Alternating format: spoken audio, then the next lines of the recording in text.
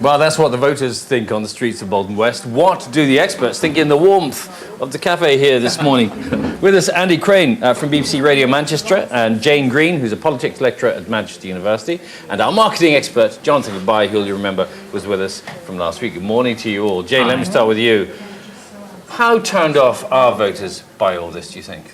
Really interestingly, Bill, it actually looks, using the kind of data that we have, looks like voter turnout may actually increase in the next election. So what we expect is that for some people, obviously, the expenses scandal is going to drive down trust and drive down turnout.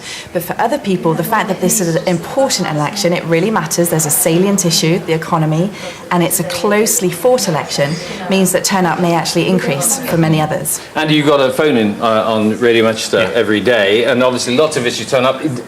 What is the big issue, and is trust up there with it? Trust is definitely up there. I mean, when the expenses scandal first broke, absolutely, people were right across the region were absolutely furious. Now we're getting into manifestos and whether you trust what politicians tell you they're going to do.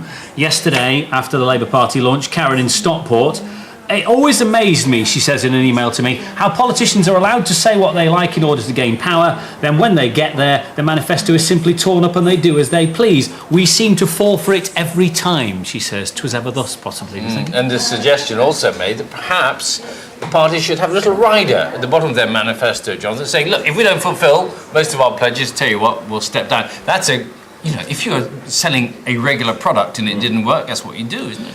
I think that what's happened is that it's all about choice. In terms of trust, it's about choice.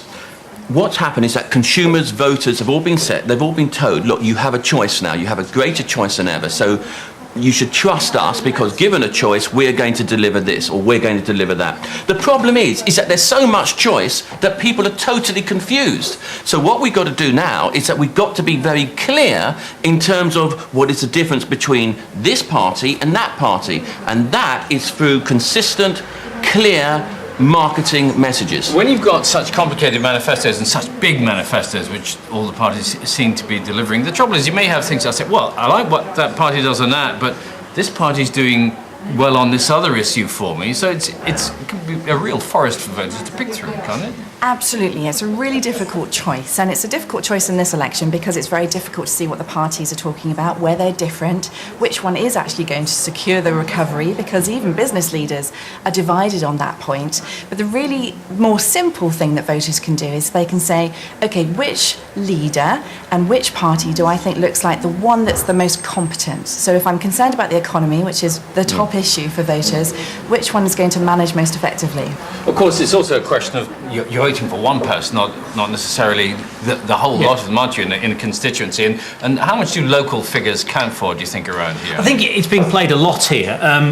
There have been expenses issues that have embroiled an awful lot of MPs, but if you're looking at your local MP, some of them, the one embroiled in expenses have stood down, so now you have new figures coming into the marketplace and saying, please vote for me, I'm from round here, I'm not a parachuted in candidate from somewhere down south. And this applies to all parties, they're all criticising each other for doing it, but in Bolton particularly, the candidate that wants to replace Ruth Kelly is making great play of her Bolton heritage. It is a good selling point for candidates, isn't it? It's a great selling point, and that's why in this election more than any other election perhaps, what's happening is that we've got to actually push the personality as well as the substance, because people are going to look at someone and they've got to say, do I like the cut of their jib? Do I actually trust this person? Would I trust this person? And then all that trust is supported by substance. And what is the substance? It's about the policies. And the closer we get to the golden date of the actual election, the more focused those policies will come out.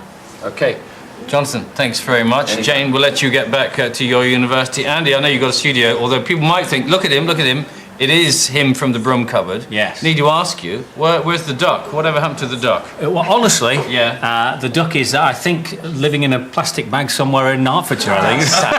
Isn't it? That's it's really actually sad. not mine, doesn't stay at Crane Towers. No, but he was a national figure for children all over Britain, and he's just been consigned to, if not the dustbin, the darkened cupboard of history. The darkened cupboard somewhere. Well, maybe he could enjoy a comeback, you know. No respect, is Write him on as a co-presenter, it'll be like a shot, Bill. Thanks all very much. He'd do better than some, I can tell you. Thank you very much, He Bill. better not be meaning us. No, he doesn't. Of course he Bill, doesn't. Look at that terrible. smile. No.